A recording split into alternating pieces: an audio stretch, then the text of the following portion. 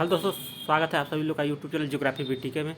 अगर आप लोग बिहार टीजीटी पीजीटी यानी 9th 10th 11th 12th भूगोल विषय के लिए तैयारी कर रहे हैं शिक्षक भर्ती का, तो आप लोग इस चैनल से ज़रूर जुड़े और चैनल को सब्सक्राइब करके अपने दोस्तों के साथ शेयर भी करें। हम लोग बिहार टीजीटी पीजीटी भूगोल विषय से संबंधित जो आने वाली जून महीने में 10 और 12 तारीख को एग्जाम होने वाला है, उसके लिए बहुत ही इंपॉर्टेंट क्वेश्चन चला रहे हैं प्रैक्टिस सेट के तौर पे। ठीक है, अगर आप लोग बिहार टीजीटी पीजीटी भूगोल विषय का नोट्स और प्रैक्टिस सेट प्राप्त करना चाहते हैं तो आप लोग मोबाइल नंबर 7054351253 यानी इस नंबर पे व्हाट्सअप मैसेज करके वहाँ से नोट्स और प्रैक्टिस सेट प्राप्त कर सकते हैं। ठीक है, देखिए क्वेश्चन नंबर पहला, निम्नलिखित भूगोल वैज्ञानिकों में से किसने मानव केंद्रित भूगोल पर ध्यान केंद्रित किया?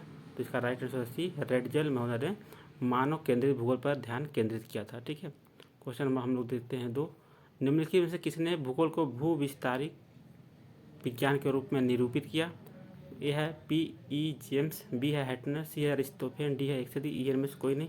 तो इसका राइट आंसर है बी, हैटनर महोदय ने, ठीक है, भूगोल को भू विस्तारी विज्ञान के रूप में, ठीक है, वर्णित किया था। क्वेश्चन नंबर 3, प्राकृतिक दशाओं का विभिन्न मनुष्यों के भौतिक लक्षणों, चारित्रिक गुणों और उनकी सभ्यता पर पड़ने वाले प्रभाव की सर्वप्रथम व्याख्या कौन से वैज्ञानिकों द्वारा किया गया? ए है यूनानी, बी है रोमन, सी है जर्मन, डी है एक सदी, ई है इनमें से कोई नहीं। तो इसका राइट आंसर है डी, उपरोक्त में से एक सदी, यानी यूनानी और रोमन दोनों विद्वानों ने, ठीक है, दोनों देशों के विद्वानों ने प्राकृतिक दशाओं का विभिन्न मनुष्यों के भौतिक लक्षणों, चारित्रिक गुणों और उनकी सभ्यता पर पड़ने वाले प्रभाव की सर्वप्रथम व्याख्या किया था। कौन कौन? रोमन और यूनानी। जबकि जर्मन जो विद्वान थे इन्होंने, ठीक है, जैसे आपके रेडजेल महोदय थे, ठीक है, कांट, ये सब सारे विद्वान पर्यावरण निश्चयवाद संकल्पना दिया था। क्वेश्चन नंबर 4, अरबी भूगोलवेत्ताओं ने आवासीय विश्व को किस वार या जलवायु प्रदेशों में विभाजित किया? यानी अरबी भूगोलवेत्ताओं ने आवासीय विश्व को कितने जलवायु प्रदेशों में विभाजित किया? ठीक है, तो यह इन्होंने 7 भागों में बांटा था। क्वेश्चन नंबर 5 देखते हैं, प्रवसन संबंधी नियम निर्धारित करने वाला प्रथम विद्वान कौन था?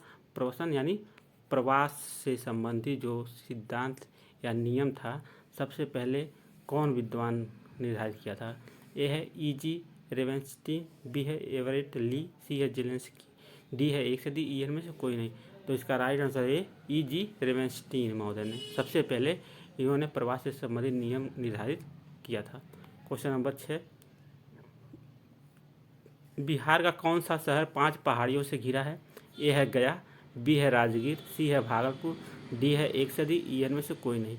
तो इसका राइट आंसर है बी, राजगीर। ठीक है, राजगीर जो जिला है यह राजगीर जो शहर है यह 5 पहाड़ियों से घिरा हुआ है, और जो राजगीर जो शहर है यह नालंदा जिला में स्थित है। ठीक है, क्वेश्चन नंबर हम लोग देते हैं 6, त्रिवेणी नहर का निर्माण निम्नलिखित में से किस नदी पर किया गया है? तो जो त्रिवेणी नहर का निर्माण है यह गंडक नदी पर किया गया है। क्वेश्चन नंबर हम लोग देखते हैं 8, भारत की जनगणना 2011 के अनुसार बिहार में महिला साक्षरता दर क्या है? ए है 61.80%, बी है 51.50%, सी है 71.20%, डी है एक सदी, ई है में से कोई नहीं। तो इसका राइट आंसर है बी, 51.50% बिहार की महिला साक्षरता दर है। जबकि बिहार की कुल साक्षरता है, यानी पुरुष और महिला दोनों मिला के जो कुल साक्षरता है, ठीक है, वह है 61.80, जबकि पुरुष साक्षरता बिहार की 71.20 और महिला साक्षरता 51.50 है। क्वेश्चन नंबर 9, राष्ट्रीय उद्यान जो भारत एवं नेपाल की सीमा पर गंडक नदी के तट पर स्थित है वह है? तो इसका नाम है वाल्मीकि नेशनल पार्क, वाल्मीकि राष्ट्रीय उद्यान। तो वाल्मीकि जो राष्ट्रीय उद्यान है यह पश्चिमी चंपारण जिला में स्थित है। आप लोग ध्यान देंगे, पश्चिमी चंपारण जिला में स्थित है। पहले यह नेशनल पार्क नहीं था, यह वन्य जीव अभ्यारण्य था। ठीक है, 1976 में, और यह 1990 में फिर से यह राष्ट्रीय उद्यान का दर्जा इसको दे दिया गया था। तो यही क्वेश्चन आपको पूछा हुआ था, जो 6 to 8 पेपर हुआ था 15 मार्च को, जो कैंसिल हो गया पेपर, उसमें पूछा गया था। ठीक है, क्वेश्चन नंबर हम लोग देखते हैं 10, कितने नदियों से मिलकर कोसी नदी का निर्माण हुआ है? ए है 5, बी है 7, सी है 3, डी है एक सदी, ई में से कोई नहीं।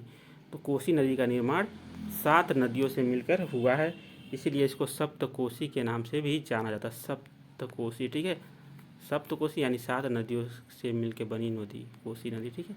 क्वेश्चन नंबर 11, गंगा डेल्टा पर स्थित द्वीप है। ए है सागर द्वीप, बी है न्यूमूर द्वीप, सी है व्हीलर द्वीप, डी है एक से अधिक, ई है इनमें से कोई नहीं। तो इसका राइट आंसर डी, उपरोक्त में से एक से अधिक। जो गंगा डेल्टा पर स्थित द्वीप है वह सागर और न्यूमूर द्वीप यह गंगा डेल्टा पर स्थित है, जबकि व्हीलर जो द्वीप है यह महानदी एवं ब्राह्मणी नदी के मुहाने पर स्थित है। क्वेश्चन नंबर 12 देखते हैं, अरावली एवं विंध्यन एक दूसरे से अलग किए जाते हैं। तो ए है मुख्य केंद्रीय भ्रंश द्वारा, बी है मुख्य सीमा भ्रंश द्वारा, सी है महान सीमांत भ्रंश द्वारा, डी है एक से अधिक, ई है इनमें से कोई नहीं। इसका राइट आंसर सी, महान सीमांत भ्रंश यानी ग्रेट बाउंड्री थ्रस्ट इसको भी कहते हैं।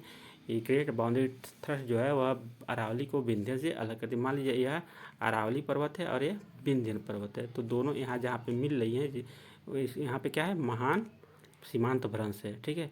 जबकि जो केंद्रीय मुख्य केंद्रीय भ्रंश है यह लघु हिमालय एवं महान हिमालय के बीच में स्थित है। यह मान लीजिए महान हिमालय या लघु, इसके बीच में क्या है, मुख्य केंद्रीय भ्रंश है। जबकि शिवालिक और मध्य हिमालय के बीच में है मुख्य सीमा भ्रंश स्थित है।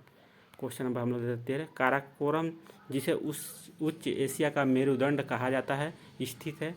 ए है महान हिमालय या हिमाद्री में, बी है पार हिमालय या तेथिस हिमालय में, सी है लघु हिमालय या हिमाचल में, डी है एक से अधिक, ई में से कोई नहीं। तो इसका राइट आंसर है बी, पार हिमालय या तेथिस हिमालय में काराकोरम स्थित है, जिसको उच्च एशिया का मेरुदंड भी कहा जाता है। तो जो पार हिमालय या तेथिस हिमालय में आपका, ठीक है, काराकोरम है स्थित है। क्वेश्चन नंबर हम लेते हैं 14, म्यांमार का प्रमुख नगर मांडले भारतीय सीमा से कितना किलोमीटर दूर स्थित है।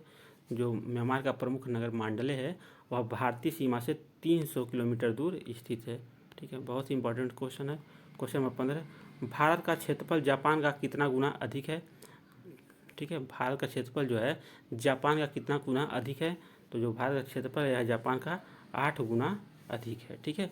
जबकि जो भारत का क्षेत्रफल है कनाडा का केवल, ठीक है, 33% ही है। कनाडा का केवल 33% है और रूस का केवल 20% है। भारत का क्षेत्रफल रूस का कितना है, केवल 20% ही है। जबकि यूनाइटेड किंगडम जो ब्रिटेन वाला क्षेत्र है, यूनाइटेड किंगडम से भारत का क्षेत्रफल 12 गुना अधिक है, ठीक है। यह सब आप लोग जरूर ध्यान दें। क्वेश्चन नंबर 16, निम्नलिखित में से कौन सा पर्वत उत्तरी मैदान और प्रायद्वीप के मध्य विभाजक का कार्य करता है। यह है विंध्यन श्रेणी, बी है सतपुड़ा श्रेणी, सी है शिवालिक श्रेणी, डी है एक से अधिक, ई में से कोई नहीं। तो इसका राइट आंसर है ए, विंध्यन श्रेणी जो है यह उत्तरी का मैदान, जो उत्तर का मैदान है और प्रायद्वीपीय जो पठार है उसके मध्य विभाजक का कार्य करता है। मान लीजिए ऐसे भारत है, ठीक है, तो यहाँ पे है प्रायद्वीपीय भारत और यह गंगा का मैदान, यहीं पे क्या है, विंध्यन पर्वत, ये दोनों को विभाजक का कार्य करता है। क्वेश्चन नंबर 17, अकासिया, यूफोरबिया एवं कैक्टाई किस प्रकार के वन के अंतर्गत आते हैं। तो यह कटीले वन एवं झाड़ी के अंतर्गत आते हैं। यह कटीले वन और झाड़ी कहाँ पाए जाते हैं, मरुस्थलीय क्षेत्रों में पाए जाते हैं। क्वेश्चन नंबर 18, निम्नलिखित में से कौन सा उस कृषि प्रणाली को दर्शाता है जिसमें एक ही फसल लंबे चौड़े क्षेत्र में उगाई जाती है। तो यह होती है रोपड़ कृषि, ठीक है। इसके अंतर्गत चाय, कहवा, कॉफ़ी, रबड़ ये सब की कृषि आती है। जबकि स्थानांतरित कृषि के अंतर्गत क्या करते हैं, वनों में आग लगा के, ठीक है, साफ सफाई करके वहाँ पे कृषि की जाती है। जबकि बागवानी कृषि के अंतर्गत साग सब्जी, फल, ये सब फूल, ये सब की खेती आती है। जो बागवानी कृषि होती है यह शहरों के आसपास की जाती है, ठीक है, विकसित क्षेत्रों में की जाती है। और स्थानांतरित कृषि यह कहाँ की जाती है, यह जहाँ आदिवासी लोग रहते हैं, जनजातीय लोग, वहाँ पे यह कृषि होती है। और रोपड़ कृषि या भूमध्य सागरीय क्षेत्रों में, भूमध्य रेखीय क्षेत्रों में होती है। क्वेश्चन नंबर 19, वातावरण में पोषक पदार्थों को पुनर्चक्रण करने में सहायक सुनिश्चित सूक्ष्म जीवों को किस रूप में परिभाषित किया जाता है। तो इसको कहते हैं अपघटक हो, ठीक है। अपघटक जो होते हैं सूक्ष्म जीव होते हैं, या क्या करते हैं, यह पोषक पदार्थों को पुनर्चक्र, यानी जितने भी वनस्पति एवं जीव जंतु जो मर जाते हैं उनको यह सड़ा गला के उसमें से जो भी पोषक तत्व होते हैं उसको मिट्टी में मिला देते हैं। ठीक है। उत्पादक के अंतर्गत क्या आते हैं? हरे पेड़ पौधे। उपभोक्ता के अंतर्गत शाकाहारी और मांसाहारी सर्वाहारी आते हैं। ठीक। क्वेश्चन नंबर लास्ट देते हैं 20वां क्वेश्चन। भारत का थार मरुस्थल विश्व का सबसे घनी आबादी वाला मरुस्थल है, जिसका जनसंख्या घनत्व कितना है? तो यह 83 व्यक्ति प्रति वर्ग किलोमीटर है। ये था बिहार टीजीटी पीजीटी और 6 to 8 जीके जीएस जो भी भूगोल विषय क्वेश्चन आते हैं उसके लिए बहुत ही इंपॉर्टेंट 20 क्वेश्चन था। और आप लोग बिहार पीजीटी टीजीटी भूगोल विषय की तैयारी कर रहे हैं, आप बेहतरीन नोट्स और प्रैक्टिस सेट प्राप्त करना चाहते हैं तो मोबाइल नंबर आप लोग 7054351253 पर मैसेज करके आप लोग कुछ मिनिमम चार्ज के साथ प्रैक्टिस सेट और नोट्स प्राप्त कर सकते हैं। आपके पास 40 दिन है। ठीक है। इस 40 दिन में आपको अनेक सोर्स से पढ़ाई नहीं करना चाहिए, किसी एक सोर्स से अच्छे से स्टडी करना चाहिए और बार बार रिवीजन करना चाहिए। तो मिलते हैं अगली वीडियो में। ठीक है कल, तब तक के लिए जय हिंद।